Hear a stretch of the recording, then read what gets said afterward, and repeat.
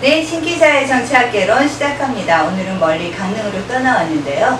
수필 작가, 최영숙 작가와 이야기 나눠보도록 하겠습니다. 반갑습니다. 안녕하세요. 네. 우리 작가님 굉장히 화려한 이력이 있습니다. 소개 좀 부탁드릴게요. 네, 안녕하세요. 저는 2003년도에 수필문학으로 등단을 했고요. 그 이후로 이렇게 그 지역에서 아이들한테 책을 읽어주는 봉사활동이라든가 도서관에서 독서지도 활동을 이렇게 주로 하면서 글쓰기 활동을 병행해 오고 있습니다. 네. 네. 그러셨군요. 그러면은 도서관 활동도 많이 하셨겠어요? 네네.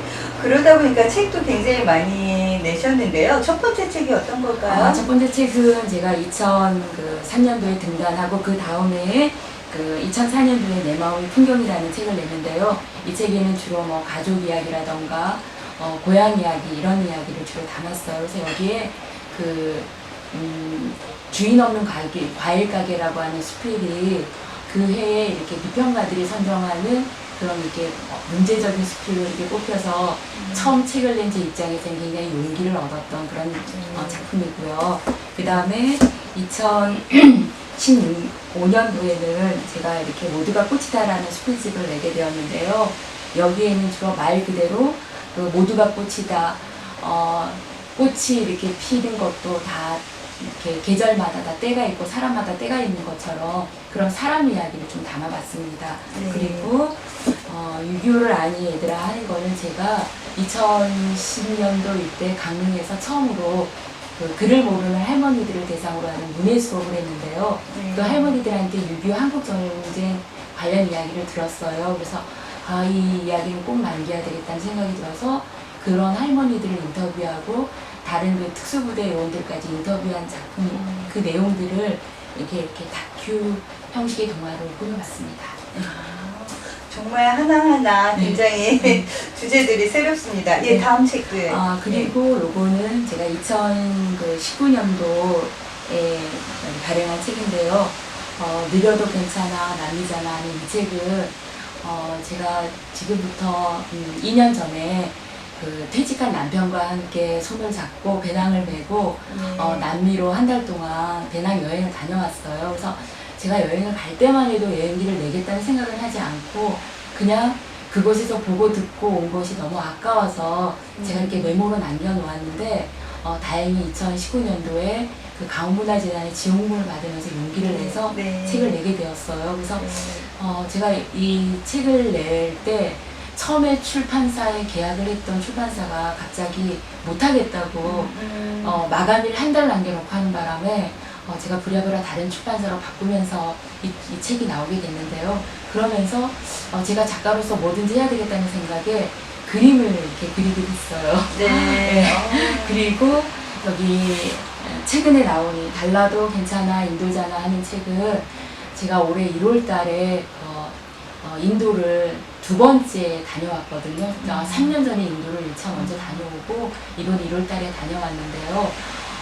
이번에는 남인도 중심으로 다녀왔어요. 근데 귀국하던 날이 바로 우리나라에 코로나 환자, 1호 환자가 발생하는 날이어서 그 이후로 코로나 전국 때문에 외출도 못하고 집에 있는 시간이 많다 보니까 차라리 이 시간에 글을 쓰자 해가지고 이 책이 탄생하게 되었습니다.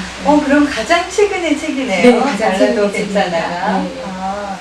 네. 지금 나온 책들이 대부분 이렇게 가만히 보니까 가족적으로 함께 볼 수 있는 책들이 굉장히 많은 것 같아요. 네, 아이들이 봤을 때 굉장히 또 도전이 될 수 있는 이야기들도 되고요. 저는 개인적으로 여행책도 좋지만 다큐 책도 참 특이하다는 생각이 좀 들어요. 아마 교육용으로 많이 생각들을 하실 텐데요. 실제 있었던 이야기들, 산 증인들의 이야기들을 좀 담아놓은 거라서 이 이야기들을 모아서 쓰실 때 가장 그래도 마음에 이 얘기는 꼭 써야지라고 했던 부분들이 혹시 있나요? 네, 있죠. 어떤 거냐면은 제가 6.25 한국 전쟁이 나기 전에 좌우익의 어떤 갈등, 거기에서부터 이산가족 상봉 대상자까지 쭉 만났는데 그 중에 제일 잊혀지지 않는 분은 속초에서 만났던 분인데요. 그분은 최영일 어르신이었어요. 그분은 6.25 한국 전쟁 당시에 특수부대 요원으로 이렇게 근무하시면서 6.25 참전했는데 후에 북한에 남아있는 그 가족들을 88년 5.12 이후에 그 중국하고 우리나라가 이렇게 국교가 이렇게 좀 완화되면서 왕래하면서 북한에 있는 가족들을 도왔던 이야기가 굉장히 감동적이었는데 이분이 도와줄 때 당신 가족만 도운 게 아니라 그 굶주리는 그 북한 주민들을 위한 어떤 옥수수나 약품이나 이런 거를 보낸 이야기가 너무 감동적이었어요. 그런 보이지 않는 곳에서 일을 하시는 분들도 계시는군요. 네. 뭐 가족을 도왔다 이런 거는 우리가 쉽게 그럴 수 있지라고 생각하는데 자기 목숨이 위험한 상태에서 또 누군가를 돕기 위해서 애쓰시는 거는 참 우리 민족성 강합니다. 네. 뭐 여러 가지 책들이 있는데 또 소개를 하나 더 자세히 좀 보여주시면 어떤 거가 좋을까요? 네, 제가 10대를 위한 눈높이에서 이렇게 쓰게 된 이 여행 에세이 이 느려도 괜찮아 남미잖아 하는 이야기는 표지를 보면은 이 남미가 어떤 나라인지 한눈에 파악이 될 수 있도록 제가 이렇게 표현을 해봤어요. 그러면은 남미라고 하는 곳은 자연환경도 다양하고 또 과거에 그 스페인 어떤 식민지 그 다음에 여기 브라질 같은 데는 포르투갈 식민지 이런 그 지배를 받았는데 여기 가운데 보면은 여기 체게바라 얼굴 옆에 있는 나라가 파라과이라는 나라거든요. 근데 파라과이 옆에 이과수 폭포가 있어요. 세계에서 가장 그 최대 그 크기의 폭포를 가진 곳이 바로 이과수 폭포인데요.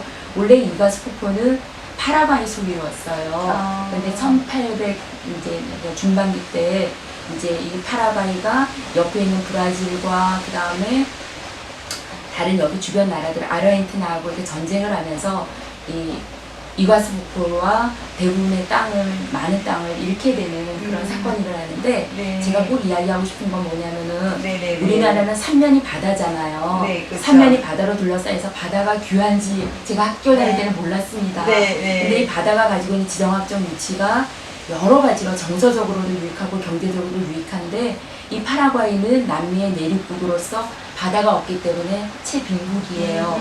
그 다음에 옆에 있는 볼리비아라는 나라도 역시 남미에서 제일 가난한 나라인데 바다가 없어요.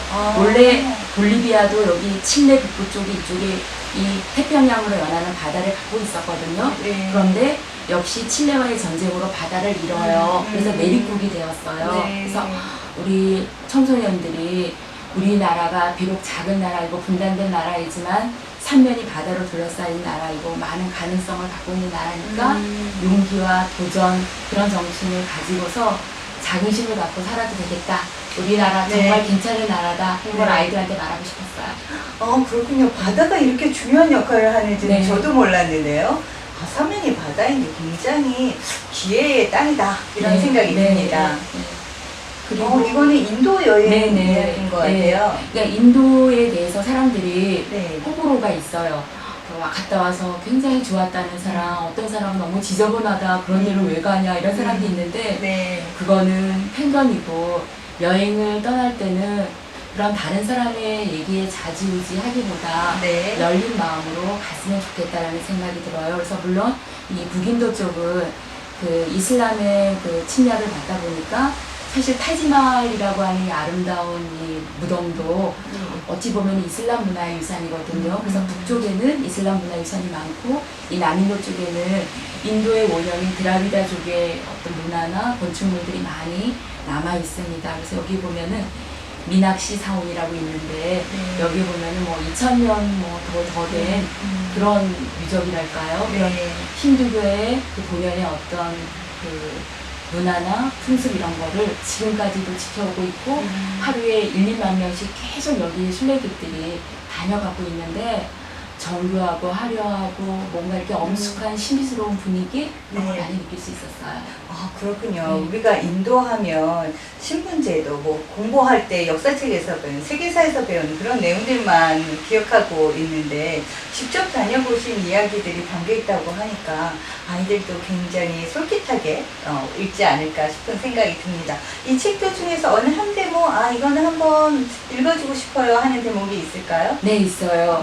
제가 그 인도 이 여행기를 쓰면서 준비하면서 제가 어떤 여행자의 입장이나 독자의 입장에서 궁금한 것이 있을 거를 대비해서 안에 이렇게 궁금한 걸 사이사이 문답 형식으로 적어놨거든요. 네. 근데 그 중에서도 제가 여기 맨 밑에 보면은 여기가 깨랄라주라는 곳이에요, 인도에. 네. 근데 여기는 수로 도시예요. 왜냐하면 이쪽 대서양 쪽이 이렇게 물길이 세다 보니까 이 사람들이 지혜롭게 수로를 파가지고 수로를 이용해서 물류를 이동했거든요. 제가 그 중에 한 대목을 네, 읽어드릴게요. 짧게 읽으셔야 될 것 같아요. 네, 한 짧게. 10초? 네.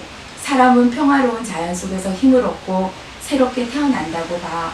미움 대신 사랑, 욕심 대신 비움과 나눔을 생각하게 되니까 스트레스와 크고 작은 마음의 상처가 쌓이면 어느 순간 한계점을 넘게 되고 몸이 아프지.